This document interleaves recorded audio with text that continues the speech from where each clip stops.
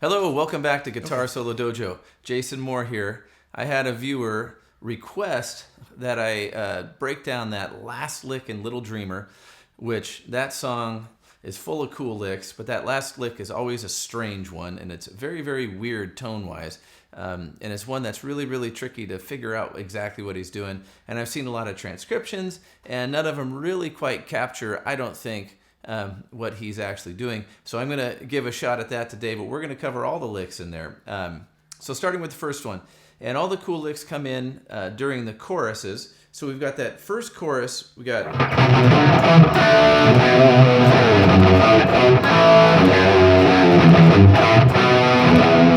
get this first lick. And all that is, during that section where he's doing the lick, that's moving up to a G tonality wise. And so you hear this really cool minor themed thing all of a sudden this major chord, right? So we got this. One of the big things about this is it's treating the whammy bar almost like a pick. So you can get the same idea.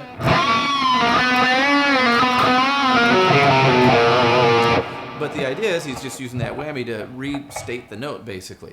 One thing you want to look out for on this one, this note, that whole phrase, starts on beat number 3. So if you can target that when you pick these things up, and that bend comes in before 1, I think it comes in on the 4. It might come in on the E of 4, that very first bend, but this is key. That lands on beat number 3. So during that same chorus, we have another lick right at the end leading into the verse, which sounds like this. And so, just like all the other Eddie Van Halen stuff, where you start it is key, and this first little mostly harmonic run starts on beat number 3.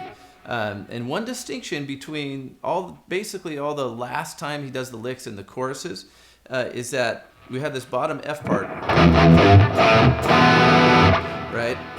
When he's leading into the first lick, or the first 2 licks in the final case, he's actually hitting this again. When you go to the second lick in this case, you leave those last 2 notes out, and it just jumps right to the licks. We got... Sorry.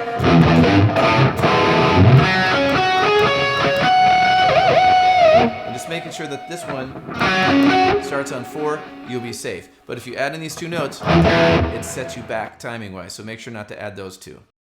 Okay, so the last 3 licks are coming in during the last chorus, leading to the end of the tune with that cool little vocal line from Dave.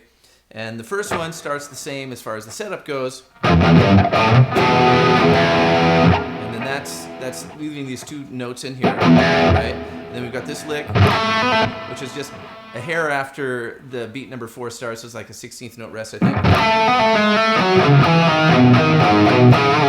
Now this one's really cool, very interesting, different than the other one because it's still going to a G in the rhythm part of it, right?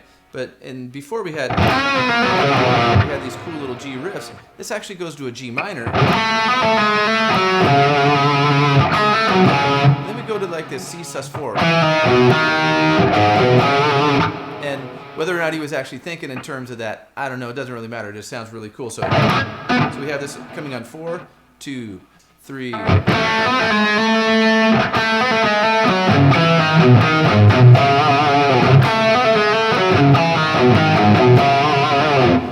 next one, after the next line of the chorus, pretty much feels the same, just with different notes. It's same basic lead up timing wise. And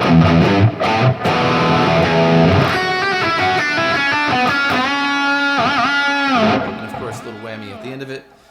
Now, the one that gives everybody fits, including myself, I've even seen some transcriptions that completely ignored this lick. I don't know, maybe they just didn't want to figure it out or whatever. And I've seen some ones that get the notes all right, because the notes themselves aren't that tricky to find. What's tough is how they sound, and they sound kind of weird. They almost sound like this overall tonality, like when I would take the backplate off of my Floyd Rose guitars and hit the springs, they make this weird sound that comes through the amp. It's almost got that effect going on, but it's not that, I don't think. So I'll preface this by saying I cannot guarantee this is exactly how we got the sound, but this is part of the fun of it. And for me, it's like I like trying to toy around and try it a whole bunch of different ways until I can find a way that sounds really good. And it goes back to the times when I would be learning this Van Halen stuff, and the first guitars that I had didn't have whammy bars on them. So if I wanted to like do a bar dive on the B string, I would just bend the G string up and just do a pre-bend and then let it bend back down. And that's kind of how I did all my bar dives. And obviously that's not what was going on, but I'm just trying to figure out a way to make it sound right. So that being said, take all this with a grain of salt. You can look at it, and if you think, oh, that doesn't quite sound right, that's okay, but it might give you some good ideas. So the basic things here, we've got this, the stripped down version of this lick, not actually what's going on. He's going, so this is on the on beat number 4, and then right after that we have a 16th note rest. Okay, so obviously that's not what the thing sounds like, because he picks up to it with a little rake, and this is where it gets interesting. How you get these notes to ring out make all the difference in the world. I tried it several different ways, and this is the way that I kind of think works the best. So I start with this rake, where I land on this, and of course I'm tuned down a half step, so when I say C sharp, it's actually going to sound like a C, but I'm doing it relative to the tuning here, so it's the 14th fret on the B string. I'm leaving this anchored as the end of my rake. Okay, because you can hear it when you slow the song down really, really slow. You can hear this note hit twice, and once is during the end of the rake, and once is when he starts the lick. So we build up with this lick, and then we've got this lick here that we have to get to ring out, but he doesn't just do that, of course, it's Eddie. So he goes. Now this sounds too percussive compared to what I hear on the record. He might hit it with this pick, he might not. Either way, when I pick it, it sounds too percussive, so I do this. I just hammer onto it. It weakens it just a little bit, and actually to me makes it sound more like what's on the record than if I were to pick it. And then we have this 16th note break.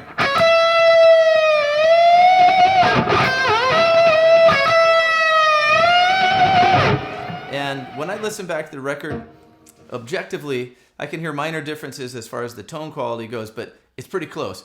And I could chalk the other part of it to different pickups, different amps, or reverb, or whatever, I'm not sure. But anyway, I hope that helps you get through this. Have fun.